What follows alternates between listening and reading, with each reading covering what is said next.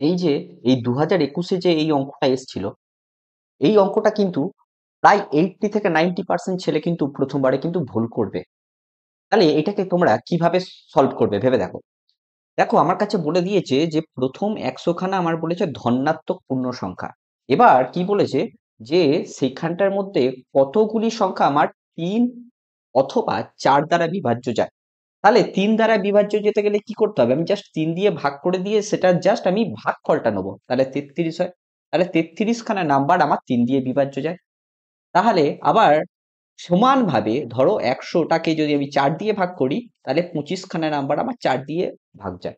তাহলে আমাদের কিন্তু প্রবলেমটা এখানটাই হবে যে 33 প্লাস 25 করলে কিন্তু হবে না। আমাদের কি করতে হবে? 33 প্লাস 25 তো করেছো, কিন্তু সেখান থেকে আমাদের কিছু একটা বিয়োগ করতে হবে। কি বিয়োগ করতে হবে? দেখো, বিয়োগ সেটাই করতে হবে, এই যে 3 আর 4 যেটা আছে সেটার লসাগু নিয়ে নাও। 3 4 এর লসাগু হয় 12। তাহলে 100কে আমি 12 দিয়ে ভাগ করব। তাহলে আমরা কি জানি 12 আষ্টে 96। তাহলে 8 হলো আমার কাছে ভাগফল।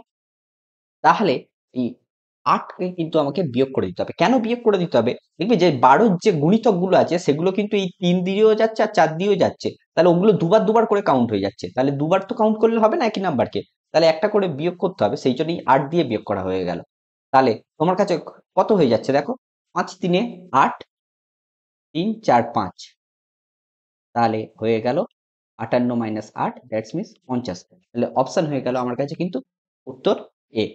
এইবার এই অঙ্কটা যদি তোমরা বুঝতে পারো, এই অঙ্কটা করে তাড়াতাড়ি কমেন্টে তোমরা উত্তরটা লিখে ফেলো।